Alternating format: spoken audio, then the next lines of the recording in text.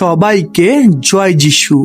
প্রভু যিশু খ্রিস্টের শক্তিশালী নামে আমি আপনাদের প্রত্যেককে হৃদয় দিয়ে স্বাগত জানাচ্ছি আমার এই চ্যানেল জীবন্ত ঈশ্বরের মণ্ডলীতে।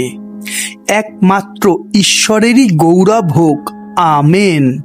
আমি ঈশ্বরকে ধন্যবাদ দিই সেই সমস্ত মানুষগুলোরই জন্যে যারা যারা প্রতিদিন ঈশ্বরের বাক্য শুনছেন ও অন্যদেরকেও শোনার সুযোগ করে দিচ্ছেন।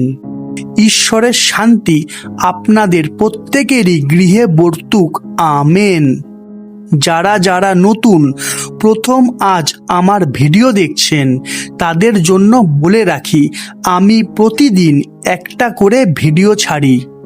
একদিন সকাল 10টায় যা 10 থেকে 20 মিনিটের ভিডিও হয়ে থাকে, আর পরের দিন সন্ধে 7টায় যা 1 থেকে 2 মিনিটের শর্ট ভিডিও হয়ে থাকে। আর আমি প্রতিদিনই এই ভিডিওগুলোর মাধ্যমে ঈশ্বরের বাক্যের প্রচার করি ও শিক্ষা দিই। তাই একটু সময় বের করে প্রথম পর্ব থেকে পরপর ভিডিওগুলো দেখার চেষ্টা করুন। অবশ্যই উপকৃত হবেন, কেননা একমাত্র ঈশ্বরই পারে সমস্ত সমস্যার সমাধান করতে, তাই না? হালেলুয়া। আসুন আমরা প্রার্থনা করে আজকের অনুষ্ঠানটা শুরু করি। প্রভু, তোমায় ধন্যবাদ দিই এই সুন্দর সময় ও সুযোগ প্রতিদিনই আমাদের করে দেওয়ার জন্য, যার ফলে আমরা তোমার জীবন্ত বাক্যের শিক্ষায় শিক্ষিত হতে পারছি। কেননা তোমার বাক্য তুমি জীবন জলের ন্যায় উপচিয়ে দিয়েছ তোমার রক্তে গড়ে ওঠা এই জীবন্ত মণ্ডলীর মধ্যে। তাই তো তোমায় ধন্যবাদ। তাই আমি প্রার্থনা করি প্রত্যেক শ্রোতা বন্ধুদেরই জন্যে তুমি প্রত্যেকেরই বুদ্ধির দ্বার খুলে দাও, যেন তারা শাস্ত্রের বচনে মনোযোগ করতে পারে। এই প্রার্থনা আমি খ্রিস্ট যিশুর নামে চাইলাম, আমেন। আজকের বিষয়, ঈশ্বর কি বিরক্ত আছেন আপনার উপরে? আমি আবারও বলছি, আজকের বিষয়, ঈশ্বর কি বিরক্ত আছেন আপনার উপরে? বিষয়টা খুবই গুরুত্বপূর্ণ। তাই আসুন প্রভু যিশু খ্রিস্টের শক্তিশালী নামে আমরা প্রবেশ করি ঈশ্বরের বাক্যের নিগূঢ় তত্ত্বে। তাই হোক, আমেন। আচ্ছা, আপনি কি কখনো ভেবে দেখেছেন যে ঈশ্বর আর আমার প্রার্থনা শুনছেন না? আমি যতই চেষ্টা করি কিছুই ঠিক হচ্ছে না। হয়তো ঈশ্বর আমার উপরে বিরক্ত, তাই না? তাই আজকের এই শিক্ষার দ্বারা আমরা জানব যে সত্যি কি ঈশ্বর আমাদের উপরে বিরক্ত, নাকি তিনি আমাদের কিছু শেখাতে চাইছেন। তাই ভিডিওটা শেষ পর্যন্ত দেখুন, কেননা হতেই পারে যে আজকের এই শিক্ষা আপনার জীবন বদলে দেবে। তাই হোক, আমেন। বাইবেল আমাদের শেখায় যে ঈশ্বর প্রেমময়, কেননা তিনি প্রেমের ঈশ্বর, তাই না? কিন্তু আমাদের মাথায় রাখতে হবে যে ঈশ্বর প্রেমের ঈশ্বর, কিন্তু সেই সঙ্গে তিনি পবিত্র এবং ন্যায়বান। তাই তো আমরা যখন বারবার পাপ করি, ঈশ্বরের বাক্য অমান্য করি, তখন তিনি দুঃখ পান। হ্যাঁ, এটাই সত্যি। আমরা দেখি ইফিসীয় 4:30 আর ঈশ্বরের সেই পবিত্র আত্মাকে দুঃখিত করিও না, যাহার দ্বারা তোমরা মুক্তির দিনের অপেক্ষায় মুদ্রাঙ্কিত হইয়াছ। কি লেখা আছে? ঈশ্বরের বাক্য বলছে যে আমাদের কিছু কাজের কারণে ঈশ্বরের আত্মা দুঃখিত হতে পারে, তাই না? কিন্তু আমাদের মাথায় রাখতে হবে যে ঈশ্বর মানুষের ধ্বংস চান না, কিন্তু তিনি চান মানুষ সত্যে ফিরে আসুক। তাই আমাদের বুঝতে হবে যে আমাদের কোন কোন কাজ ঈশ্বরকে দুঃখিত করে।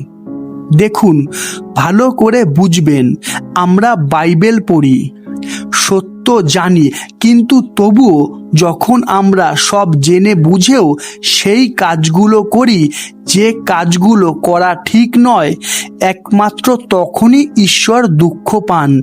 আমরা দেখি ইব্রিয় 10:26 কারণ সত্যের তত্ত্বজ্ঞান পাইলে পর যদি আমরা স্বেচ্ছাপূর্বক পাপ করি, তবে পাপার্থক আর কোনো যোগ্য অবশিষ্ট থাকে না।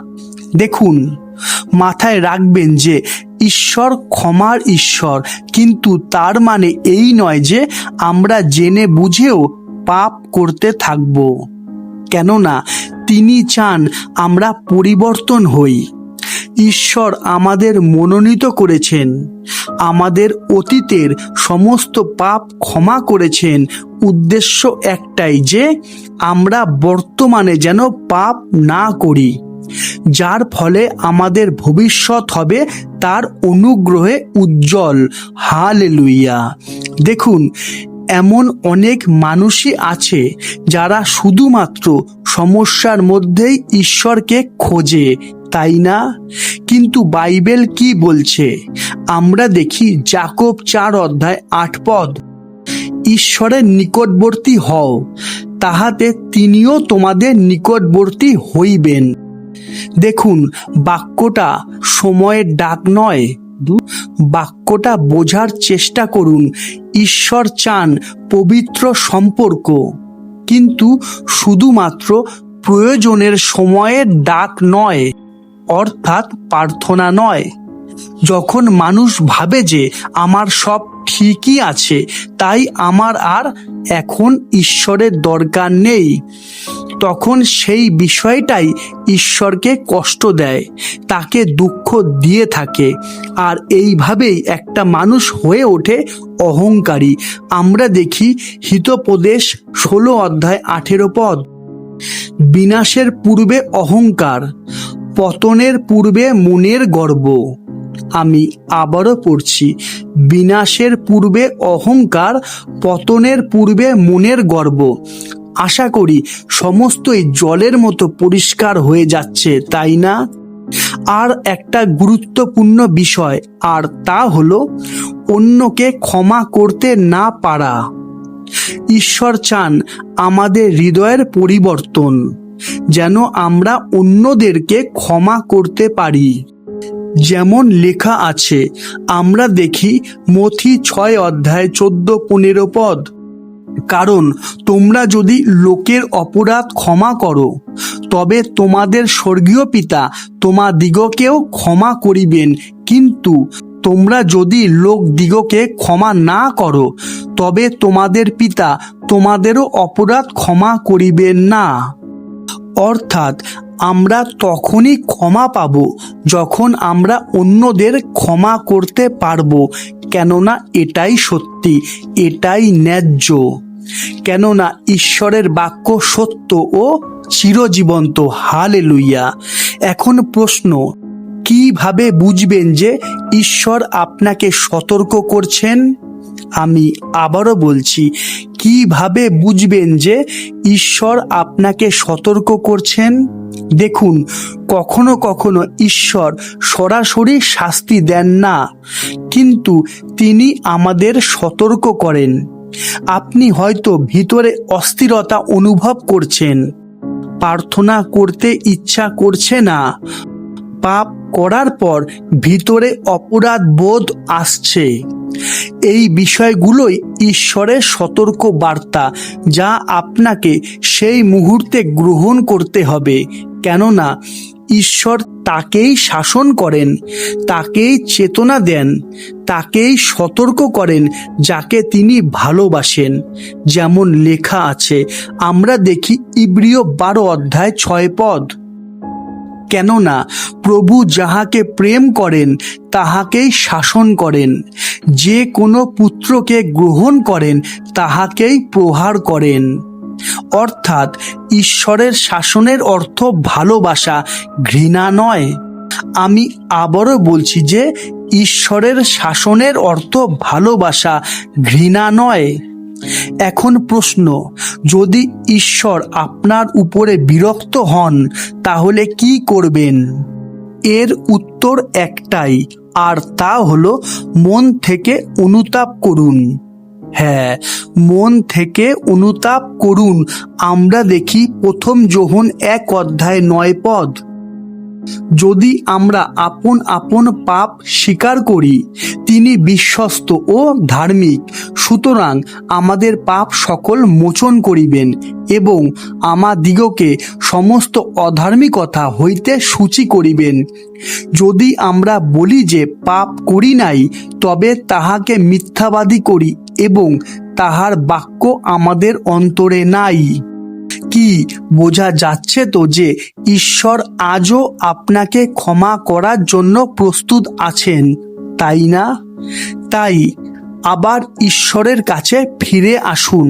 যেমন লেখা আছে, আমরা দেখি জিরমীয় 29:13-14 আর তোমরা আমার অন্বেষণ করিয়া আমাকে পাইবে, কারণ তোমরা সর্বান্তকরণে আমার অন্বেষণ করিবে, আর আমি তোমাদিগকে আমার উদ্দেশ্যে পাইতে দিব, ইহা সদাপ্রভু বলেন। তাই কাল থেকে নয়, আজ থেকে নয়, কিন্তু এখন থেকেই পরিবর্তন হওয়ার চেষ্টা করুন।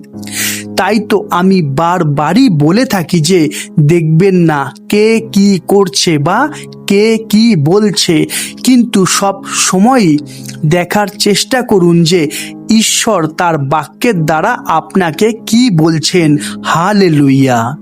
তাই শুধু মুখে নয়, কিন্তু কাজে পরিবর্তন আনুন। হ্যাঁ, শুধু মুখে নয়, কিন্তু কাজে পরিবর্তন আনুন। আমরা দেখি রোমীয় 12:2 আর এই যুগের অনুরূপ হইও না, কিন্তু মনের নতুনীকরণ দ্বারা স্বরূপান্তরিত হও, যেন তোমরা পরীক্ষা করিয়া জানিতে পারো ঈশ্বরের ইচ্ছা কি, যাহা উত্তম ও প্রীতিজনক ও সিদ্ধ। হালেলুয়া! দেখুন, ভালো করে বুঝবেন।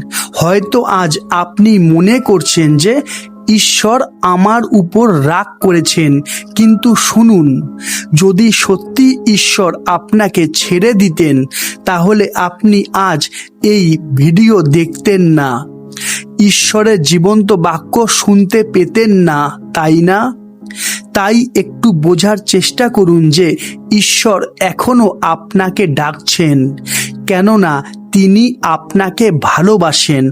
তাই তিনি চান আপনি তার কাছে ফিরে আসুন। তাই হোক, আমেন।